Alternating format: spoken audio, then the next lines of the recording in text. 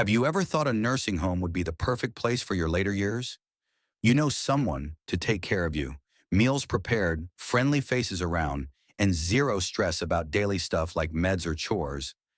Yeah, me too. Honestly, I thought it would be peaceful, structured, safe. Turns out there are a few things nobody really talks about. And once you're in, getting out isn't always so simple. Now, let me be clear, I'm not a doctor, not a nurse, not a professional caregiver. I'm just someone like you, someone who spent hours Googling best care options for aging parents. Is a nursing home right for us? Top-rated facilities near me. Eventually, my family made the call. We thought was the responsible one. We moved into a nursing home that everyone said was great. At first, it felt like a relief. Meals handled, health checkups on schedule, companionship seemed promising. But then, slowly, things started to feel off. Not in the walls or the food, but inside me. That's why I'm here talking to you now. Because there are 6 hard truths I wish someone had told me before we made that decision. Things no brochure or website will ever admit. And if you're in that space right now deciding for yourself or for someone you love, you deserve to know the full picture. Ready? Let's talk about the real reasons I regret moving into a nursing home. Coming up next, 6 hard truths no one tells you. 1. Loneliness is louder than you think. Let me tell you the truth that hit me the hardest. Being surrounded by people doesn't mean you feel seen. When I first moved into the nursing home, I expected comfort, a sense of community, maybe even new friendships over morning coffee or bingo nights. And sure, the staff was polite. Other residents nodded hello in the hallway. There was chatter in the dining room, music on the weekends. But deep down, I felt like I had disappeared. I wasn't part of anything anymore. I was just placed. No one really knew who I was before. No one asked about my favorite song or that I used to bake cinnamon rolls every Sunday for my grandkids. They didn't know I loved old jazz records or that I cried quietly after my husband passed away. People meant well, but the conversations were surface level. How are you feeling today? Did you take your meds? What's for lunch? And every day, that invisible wall between me and them just got thicker. A real moment I'll never forget. There was one afternoon, Thursday, I think, when it really sunk in. I was sitting in the garden courtyard watching the wind blow through the trees. A younger nurse walked by, phone in hand, laughing at something she was reading. She didn't even glance at me. And I remember thinking I'd become background noise in someone else's day. That moment crushed me more than I'd like to admit. Where's the family now? Don't get me wrong. My kids love me. They visit when they can. But life is busy. Schedules are packed. And after the first few weeks, the visits got fewer and shorter. Phone calls turned into texts. Then sometimes it's silence. And here's the part no one talks about. When you're in a nursing home, people assume you're being taken care of, so they stop checking in like they used to. They think you're okay just because you're not alone. But loneliness in a nursing home is like a quiet ache. It's not dramatic, it's not loud, but it's always there. If you're considering a nursing home, please ask this: will your parent or will you have someone to really talk to? Someone who knows your story, not just your medical file. Because sometimes what we need most isn't medicine or meals, it's to feel remembered, to feel like we still matter, to feel like we still belong somewhere. 2. Losing your independence feels like losing yourself. Let me ask you something. How would you feel if someone else told you when to wake up, when to eat, when to shower, and when to go to bed every single day? Because that's exactly what happens in most nursing homes. And trust me, you don't even realize how much that wears on you until you live it. Every day starts the same, but not on your terms. I remember the first morning like it was yesterday. It was 6:15 a.m. A nurse knocked softly, then opened the door without waiting for an answer. Time for your morning meds and vitals, she said gently, already, wheeling in a cart. I was still half asleep. The sun wasn't even fully up. I smiled politely, but inside I thought, wait, what if I didn't want to wake up yet? What if I wanted to sleep in and enjoy a slow, quiet morning like I used to at home? But here that choice was no longer mine. The daily routine becomes a script you didn't write. Everything has a schedule. Breakfast at 7, blood pressure, check at 9, group activity at 10:30, lunch at 12, physical therapy at 2, dinner at 5, lights out at 8. I get it. Routines are necessary when caring for lots of people. But here's the thing, it makes you feel like a task on someone else's to-do list. Like you're no longer an adult with preferences, moods, or your own rhythm, A little story that says a lot. One afternoon, I told a staff member I wanted to take my shower after dinner, not before. She looked at me kindly but said, "Sorry, sweetie, that's not in your care plan. Evening showers mess with the schedule." The schedule, not my schedule, theirs. It hit me hard. I wasn't running my life anymore. I was being managed. That night, I stared at the ceiling and whispered to myself, I used to be the one who chose everything from what tea I drank to what time I went for a walk. Now I have to ask permission just to shower late. It may sound small to someone on the outside, but let me tell you, those small freedoms, they are everything when you feel like the world is shrinking around you. This isn't about being difficult, it's about dignity. I'm not saying routines are bad. I'm saying autonomy matters. And when you lose that piece by piece, so goes your sense of self. You start second guessing your choices. You stop asking for what you want because it feels like a burden. And eventually, you stop wanting. That is not aging with dignity. That's just existing inside a system. Before you decide, if you're thinking about a nursing home for yourself or someone you love, ask this, will they still feel like they have a say in their own life? Because freedom isn't about going bungee jumping at 85. Sometimes it's just about choosing what time you eat dinner or which mug you want your tea in. 3, the care you get depends on who's on duty. Okay, let's get real for a second. When we think about nursing homes, one of the biggest reasons people say yes is this. At least there will always be someone to take care of me. That's what I thought too. But here's the raw truth that nobody warns you about. The quality of care you get can change like the weather. And sometimes it feels like a roll of the dice. Some staff are angels. Truly, there was a nurse on the day shift. Her name was Carla. She had this warm laugh and always remembered that I liked my toast a little burnt. She never rushed through her rounds. She called me by name, not sweetie or grandma, and she listened when I talked. Carla made me feel human. She made the place feel like more than just 4 walls and fluorescent lights. But then the shift changes. Come night shift, things changed. A lot. It's not that people were mean. It's that they were exhausted, understaffed, and honestly, just going through the motions. I once waited over an hour for someone to help me to the bathroom because they were short 2 aides that night. By the time someone came, I was already in tears. Not from the accident, but from the humiliation. And when I apologized, the aide just said, "You're not the only one, okay?" I know she didn't mean to hurt me, but that sentence stuck with me longer than the wet sheets. When you don't want to bother anyone, the worst part, you start to shrink yourself. You don't want to be seen as the difficult one. You wait longer. You speak less. You convince yourself, it's fine, they're busy, I'll manage. That mindset of enduring not living is something no one should have to adopt, especially in a place meant for care. One day, I asked a question I never thought I would. It was during a weekend shift when everything always felt a little more chaotic. I hit the call button just to ask for a blanket. It was cold and I wasn't feeling well. 25 minutes passed. No one came. And in that silence, I whispered to myself, if something serious happened to me right now, would anyone notice in time? That thought shook me to my core. What you should know before choosing a nursing home. Here's the thing no brochure will ever tell you. Staffing makes or breaks the experience. Not the building, not the schedule, not the food, the people. And unfortunately, most nursing homes, especially the affordable ones, are chronically understaffed. That's not your fault, but it does become your reality. So if you're considering this for yourself or someone you love, go visit at different times of day, not just the tour at 10 a.m. when everyone's on their best behavior. Go at night, on weekends. See how long it takes someone to answer a call light, because your quality of life might just depend on who's clocked in. 4. It costs a fortune but doesn't always feel worth it. Let's talk about something nobody really wants to talk about. Money. I get it when it comes to health. We're taught not to put a price on safety care or peace of mind. But the truth is, nursing homes in the U.S. are outrageously expensive.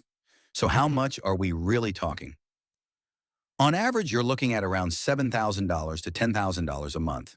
In some states, it's even more. That's $120,000 a year, more than most people's full-time salaries.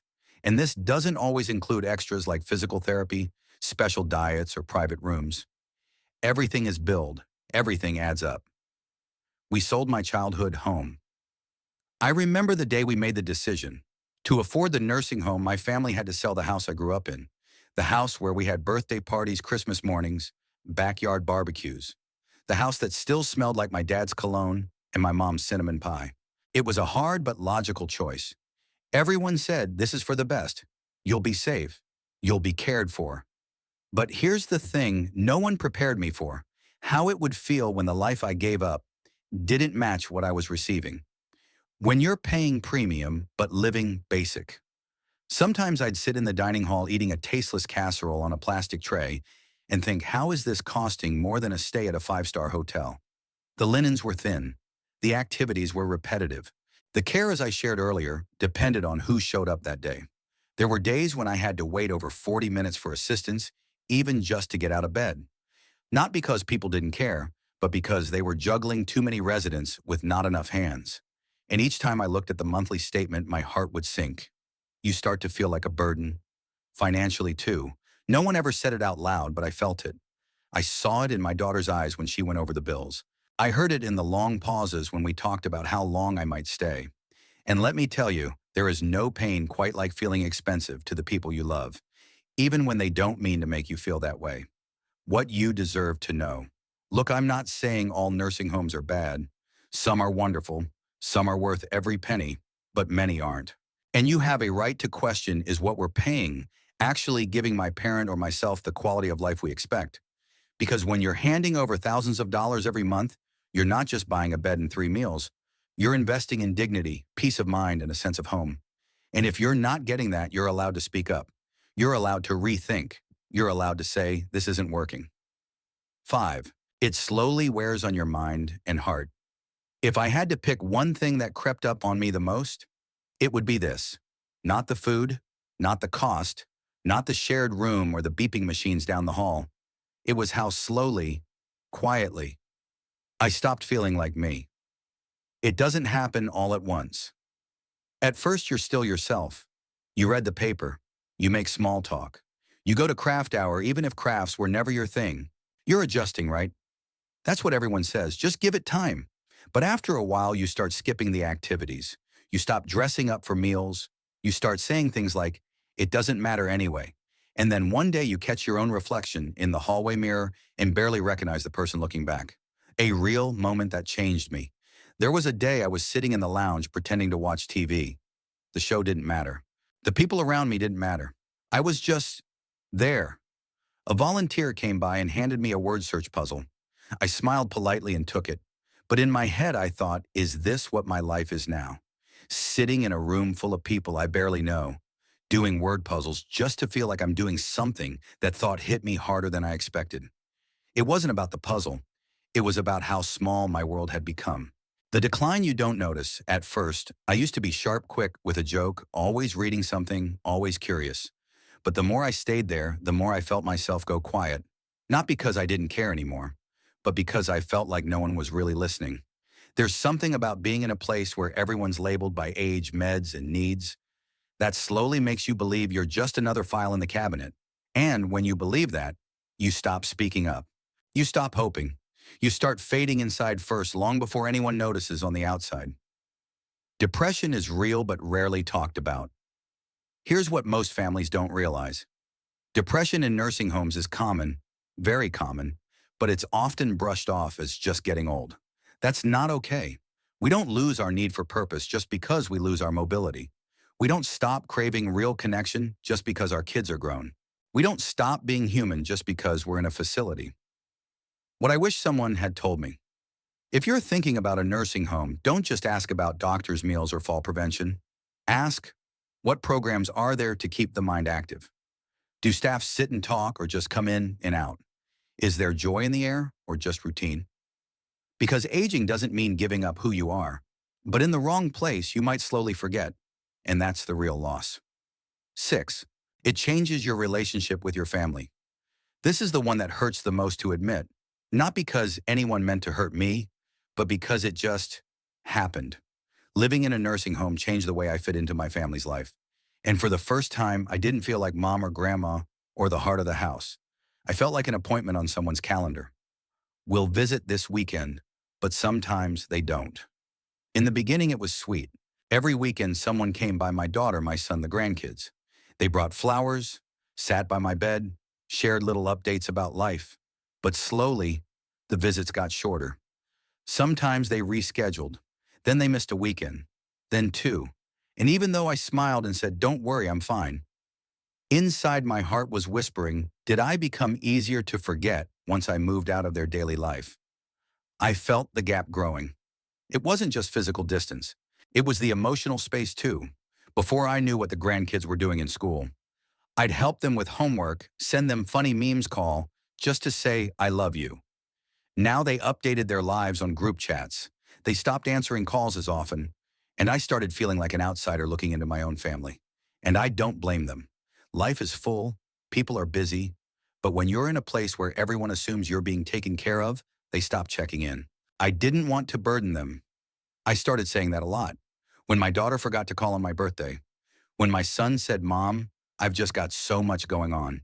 And yes, part of me understood. But another part, the very human part, felt like I had slowly moved from the center of their life to the edge. And I know I'm not alone in this.